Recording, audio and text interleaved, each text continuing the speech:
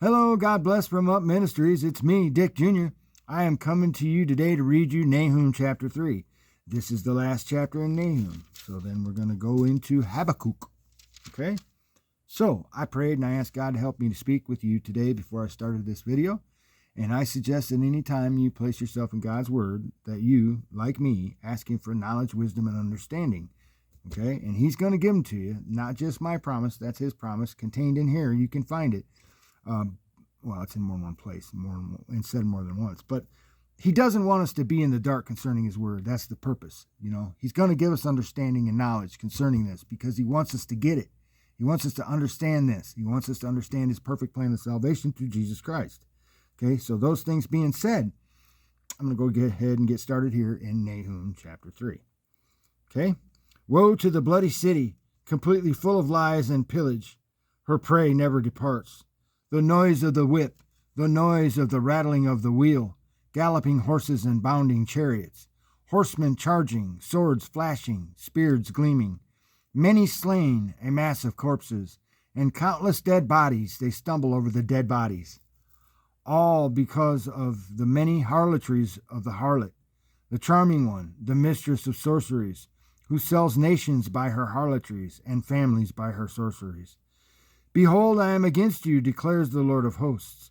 I will lift up your skirts over your face and show to the nations your nakedness, and to the kingdoms your disgrace.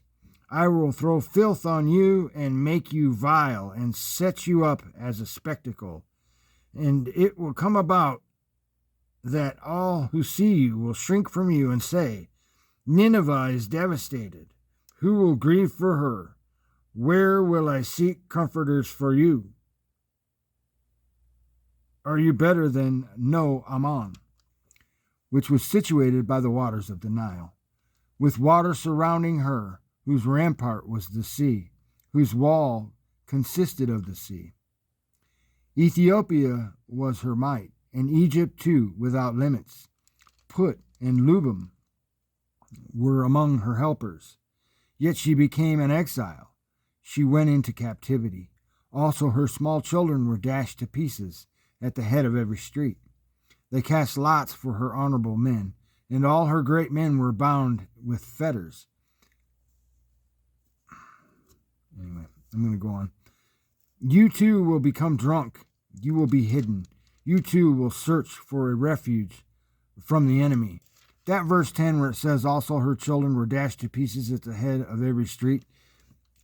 Somebody used this to me saying God don't care about children. And it's okay to abort children because of this. God didn't do this, first off. These were men who did this. God didn't stop them. All right. But you will become drunk. You will be hidden. You too will search for a refuge from the enemy. All your fortifications are fig trees with ripe fruit. When shaken, they will fall to the eater's mouth. Behold, your people are women in your midst. The gates of your land are open wide to your enemies. Fire consumes your gate bars. Draw for yourself water for the siege.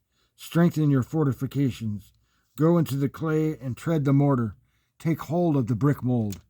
Their fire will consume you. The sword will cut you down. It will consume you as the locust does. Multiply yourself like the creeping locust. Multiply yourself like the swarming locust. You have increased your traders more than the stars of heaven. The creeping locust strips and flies away.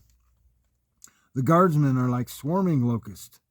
Your marshals are like hordes of grasshoppers, settling in the stone walls on a cold day. The sun rises and they flee, and the place where they are is not known. Your shepherds are sleeping, O king of Assyria. Your nobles are lying down. Your people are scattered on the mountains, and there is no one to gather them. There is no relief for your breakdown. Your wound is incurable. All who hear about you will clap their hands over you, for on whom has not your evil passed continually? And that is the end of Nahum. Thank you for listening, and God bless.